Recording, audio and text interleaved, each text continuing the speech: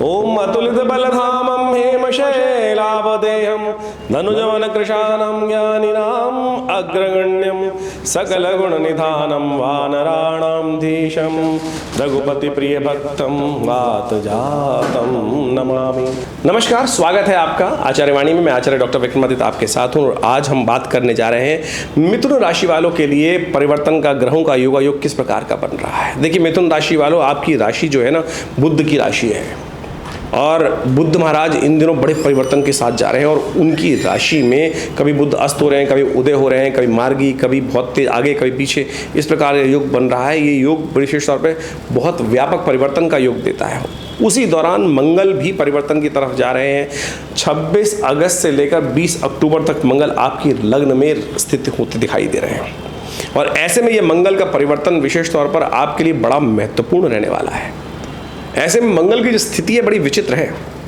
आए तो बहुत अच्छी जगह पर है जो आपके लिए बहुत सारा लाभ कराने के लिए आगे बढ़ने के रास्ते प्रशस्त करते दिखाई दे रहे हैं, लेकिन एक बात का ध्यान रखना कि ऐसे में ये मंगल जो है थोड़े कमज़ोर अवस्था में है और ऐसे में विशेष तौर पर ध्यान रखना कि ऐसे में बहुत सारे ऐसे लोग जिनका कोई दीन ईमान नहीं है, जिनका विशेष तौर पर कहीं ठौर ठिकाना नहीं है, जो आपके लिए धोखे में स्थिति उत्पन्न करने के योग बना सकते हैं, तो आपको बड़ा ध्यान रखते हुए कार्य करने की ज़रूरत है।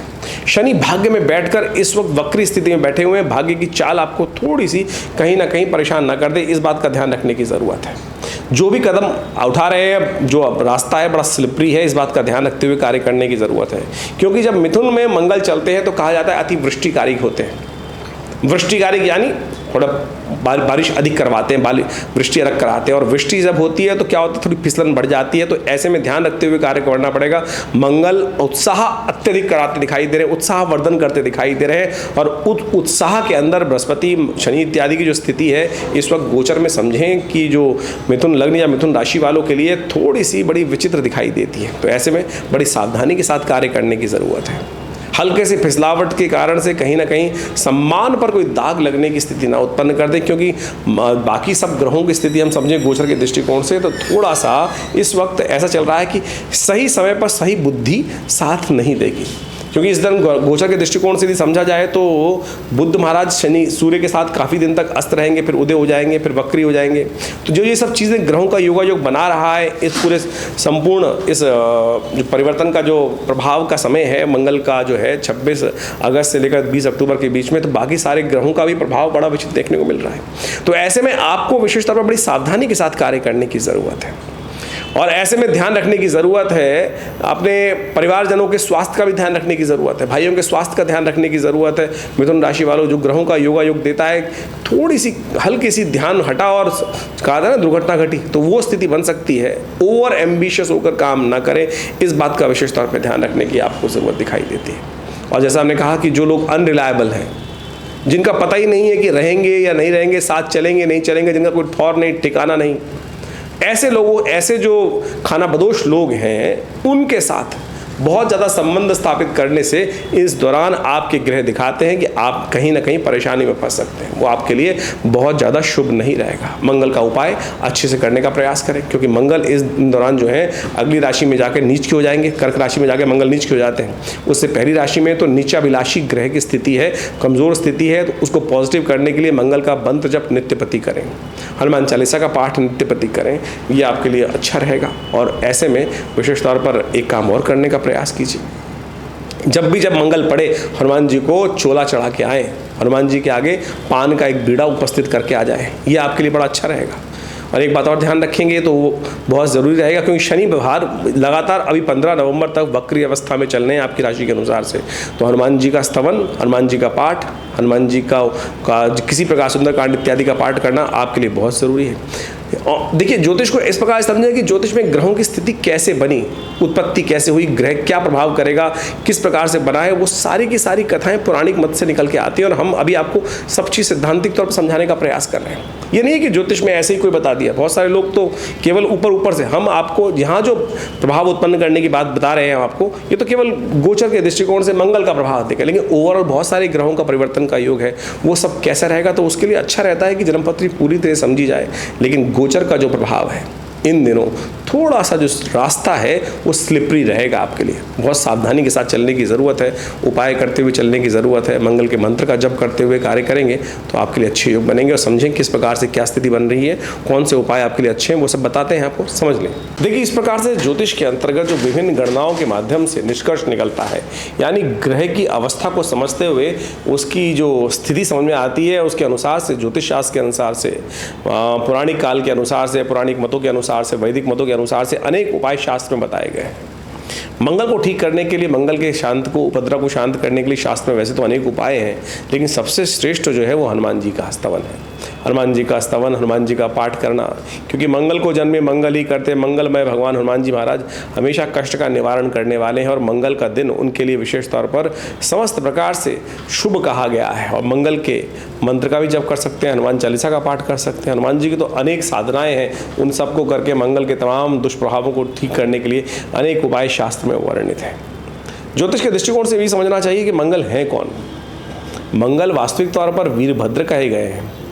वीरभद्र जो भगवान शंकर के साक्षात अंश हैं, पृथ्वी से उत्पन्न हुए हैं। और जब सती की घटना शास्त्रों के अनुसार से घटी, दक्ष के उस यज्ञ के अंदर उसको विध्वंस करने के लिए सती ने अपने आप को समर्पित कर दिया यज्ञ के अंतर्गत, तो भगवान शंकर ने रुद्र अवतार के रूप में वीरभद्र को उपस्थित किया। भगवान शंकर के पसीने से जो बूंदें पृथ्वी पर पड़ी, उसी से वीरभद्र उत्पन्न हुए और उन्होंने जाकर उस दक्ष के यज्ञ को विध्वंस किया। और बाद में भगवान शंकर के आशीर्वाद स्वरूप वही भूमिपत्र मंगल के रूप में प्रतिष्ठित हुए। तो अर्थात मंगल का स्तवन करने के लिए भगवान शिव का स्तवन भी समस्त प्रकार से कल्याणकारी शास्त्र में वर्णित किया गया है। तो ऐसे में मंगल ग्रह को शांत करने के लिए अनेक उपाय शास्त्र में वर्णित हैं, उन सबका आप साथ लेते हुए कार्य करने का प्रयास कर सकते हैं। मंगल का एक बड़ा श्रेष्ठ मंत्र है, क्योंकि मंगल इन दिनों जिस ग्रह अवस्था में चल रहा है, मिथुन राशि में चल रहे हैं, और मिथुन राशि में चलते हुए जो मंगल होते हैं वो नीचाभिलाषी हो जाते हैं। देखिए, ज्योतिष के दृष्टिकोण से बात समझें कि जो मंगल है वो जिस राशि के स्वामी हैं वो है मेष और वृश्चिक राशि के स्वामी।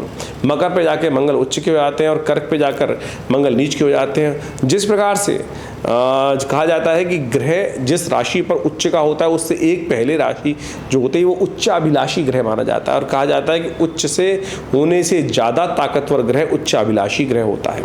उसी प्रकार से जब कोई ग्रह नीच अवस्था में जा रहा है, यानी कम से कम बहुत शीर्ण अवस्था में, कमज़ोर अवस्था में जाने वाला होता है, जैसे मंगल की नीचस्थ राशि जो है वो है कर्क राशि, उससे एक राशि पहले मिथुन राशि पड़ जाती है, वहाँ कहा जाता है निच्चाभिलाषी, यानी नीच होने के बिल्कुल जाकर सन्निकट आ गया है। तो ऐसे में मंगल और क्षीण हो जाता है।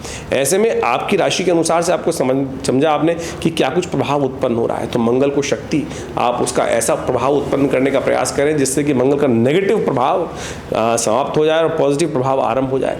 बहुत सारे लोग उपाय के तौर पर नग धारण करने की बात करते हैं। देखिए, नग आमतौर पे यदि बिना मंत्र जागृति के, बिना उसके सिद्ध करे हुए धारण कर लोगे तो वो स्टेरॉइड की तरह काम करेगा, यानी एक ताकत देने का प्रयास करेगा। खराब अवस्था में है तो उसको ताकत दें, वो कहा क्या प्रभाव आपकी राशि के अनुसार से कर रहा है वो तो समझ में आएगा नहीं उस ग्रह को, वो तो सीधा सीधा ताकत देना शुरू कर देगा। जैसे एक व्यक्ति को यदि स्टेरॉइड दे दिया जाए, बीमार आदमी है, तो उसका क्या स्टेरॉइड का प्रभाव होगा, तो वो तो कहाँ बैलेंस नहीं करेगा ना। तो स्थिति को समझते हुए किस प्रकार से कितना कार्य करना है, कितनी स्थिति को बैलेंस करना है, कितना आवश्यक करना है, वो दिमाग जो है रत्न में मंत्र सिद्धि से आता है।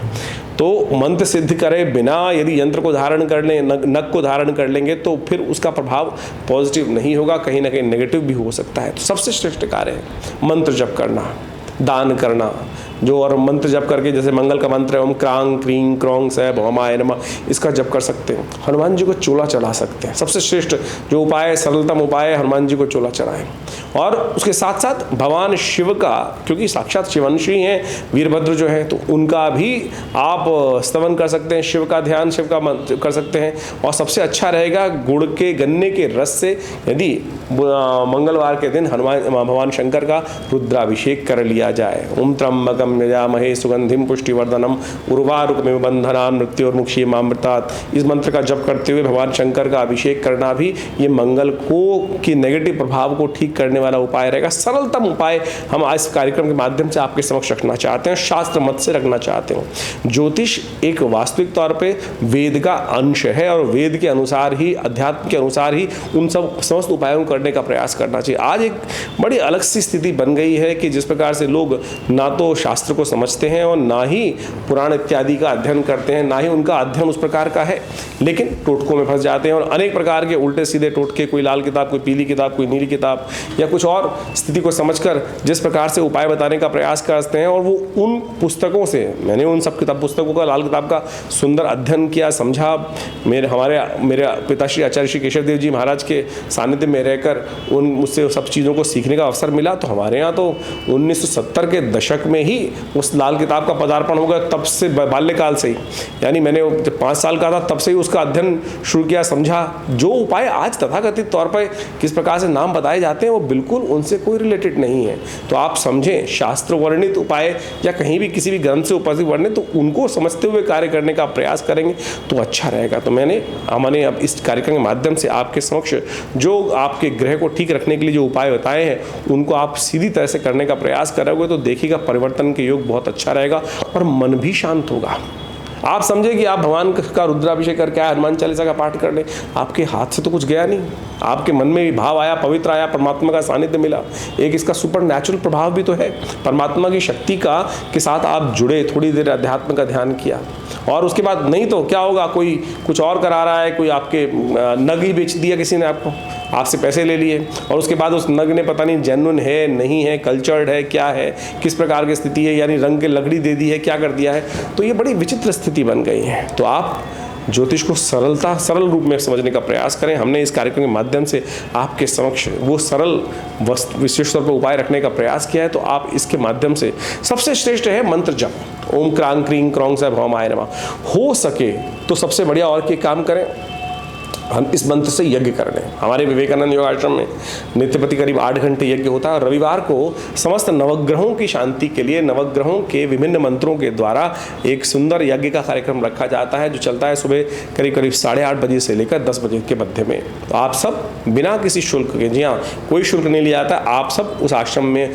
चलने वाले यज्ञ में आकर स्वयं बैठ सकते हैं। वैसे तो नित्य प्रति 8 घंटे यज्ञ चलता है जैसा हमने आपको कहा, लेकिन रविवार के दिन सुबह 8 से लेकर करीब 10 बजे तक का एक कार्यक्रम सब लोगों के लिए सामूहिक तौर पर एक सुंदर व्यवस्था विवेकानंद योगाश्रम दिल्ली में लक्ष्मी नगर क्षेत्र में रहती है।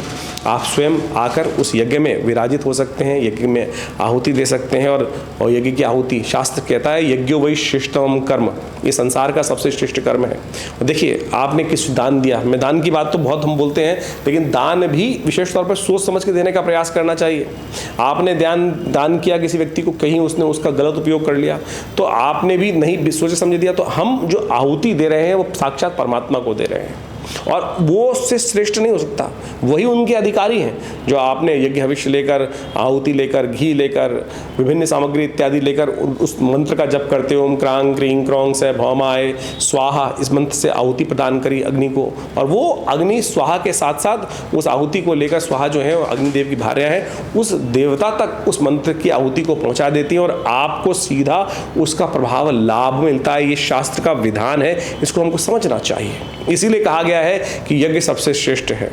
मंत्र जप और यज्ञ दोनों को यदि समाहित कर कर अपने ग्रहों के उपचार के लिए आप कार्य करेंगे ना, तो बहुत सुंदर कार्य रहेगा। कष्टों को निवारण करने की स्थिति बहुत जल्दी बनेगी। ये मंत्र बहुत शक्तिशाली है, ओम क्रांग क्रीं क्रौं स भौमाय नमः। इसका चमत्कार हमने बहुत सारे लोगों को देखा है। यदि आपके मंगल को इस जिस स्थिति में है उसको ठीक करने के लिए इस मंत्र का ही नित्य प्रति 108 बार जप कर लें, थोड़ी देर इसका हवन कर लें, और तो देखिएगा इसके मंगल के नेगेटिव प्रभाव से आपको तुरंत रास्ता प्राप्त होने का अवसर मिलेगा। और ऐसे में ये बात भी आपके समक्ष रखना चाहेंगे हम लोग कि विवेकानंद योगाश्रम जो हमारा संस्थान है, करीब पिछले 70 सालों से योग, प्राकृतिक चिकित्सा, आयुर्वेद, ज्योतिष, भारतीय संस्कृति, तंत्र इत्यादि, मंत्र इत्यादि और इन समस्त भारतीय संस्कृति प्राच्य विद्याओं के ऊपर बड़ा सुंदर शोध कार्य कर रहा है। 100 पुस्तकें हमारे आश्रम की तरफ से प्रकाशित हुई हैं। बहुत सारे विभिन्न शास्त्रों के माध्यम से बहुत सारे विभिन्न नए इंटरप्रिटेशंस, नए उनका जो विशेष तौर पर उपदेश है वो रखा गया है इन पुस्तकों के माध्यम से। और समय समय पर हम विभिन्न चैनल्स के माध्यम से आपके साथ इस कार्यक्रम के माध्यम से जुड़े ही रहते हैं और आपके प्रश्नों का समाधान देते रहते हैं। आपकी जन्मपत्री में क्या चल रहा है, कौन से ग्रह आपके लिए कब शुभ प्रभाव देने वाले हैं और कब आपके जीवन में उनका नेगेटिव प्रभाव आने के योग बनते हैं और कैसे उन सब से आप रक्षा कर सकते हैं, इस सब संबंध में ज्योतिष का समस्त विवरण हमारे इस कार्यक्रम के माध्यम से आपको प्राप्त होता ही है। और अपने निजी विचार विमर्श प्राप्त करने के लिए आश्रम से जुड़ सकते हैं। संपूर्ण नंबर्स आपके सामने स्क्रीन पर चल ही रहे हैं। आश्रम के द्वारा विभिन्न क्षेत्रों में कार्य किया जा रहा है। आयुर्वेद के संबंध में, चिकित्सा शास्त्र के संबंध में एक पूरा 100 बेड का विवेकानंद हॉस्पिटल यहाँ स्टैब्लिश्ड है। ये जो भारतीय बहुत सारी इंश्योरेंस कंपनीज के साथ कार्य कर रहा है और बहुत सारी चिकित्सा के माध्यम से। देखिए, आपके ज्योतिष को हमको समझना चाहिए कि मेडिकल एस्ट्रोलॉजी ज्योतिष का एक ऐसा भाग है जो बहुत विशेष है।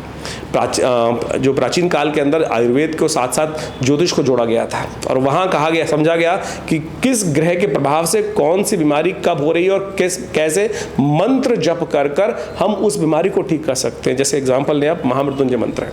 हमने हजारों के लोगों पे देखा कि जो पहले महामृत्युंजय मंत्र का जप करने से कैसा चमत्कारिक प्रभाव होता है। वही औषधि जो पहले पेशेंट पे काम नहीं कर रही थी, महामृत्युंजय का जप करके, अनुष्ठान कर कर, पूजा करके, प्रार्थना करके, भगवान शंकर के सामने संकल्प कर कर उस पूजा को पद्धति किए गए, वही दवाइयाँ औषधियाँ पुनः काम करने लगती हैं। तो आप समझे, मंत्र भाग्य जगाता है, अध्यात्म भाग्य जगाता है, अध्यात्म कष्ट को निवारण करता है और ज्योतिष वो माध्यम है कि जिसके द्वारा आप समझ सकते हैं कि कब जीवन में, आपके जीवन में जो कष्ट आ रहा है ना, वो भार ही है कहीं। उस भार का समय, उस कष्ट का समय पहले से जाना जा सकता है और उसका निवारण पहले से भी किया जा सकता है। ये ज्योतिष का एक चमत्कारिक प्रभाव है और अनादिकाल से हजारों लोगों ने इसका लाभ लिया है। तो आप इस कार्यक्रम के माध्यम से हमारे साथ जुड़ें। माँ भगवती का सुंदर सानिध्य जो यज्ञ आश्रम पे किए जाते हैं, अनुष्ठान किए जाते हैं समय समय पर, उन सब का लाभ आपको अवश्य ले सकते हैं। और इन दिनों विशेष तौर पर तो बहुत सारे और भी उत्सव आने वाले हैं, नवरात्र आएंगे और इसके साथ साथ श्राद्ध भी उससे पहले आने वाले हैं। श्राद्धों में भी अपने पितरों के तृप्ति के लिए भी बहुत सारे हमको पद्धति करनी चाहिए। गायत्री का यज्ञ करना चाहिए, तर्पण इत्यादि करने चाहिए। आप सब उसके लिए भी आश्रम से संपर्क साध सकते हैं।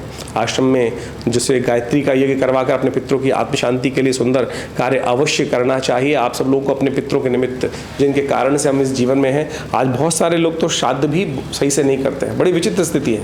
लोगों को, आधे लोगों को, बहुत सारे लोग ऐसे आते हैं उनको पता नहीं है कि श्राद्ध कौन सी तिथि में किया जाए।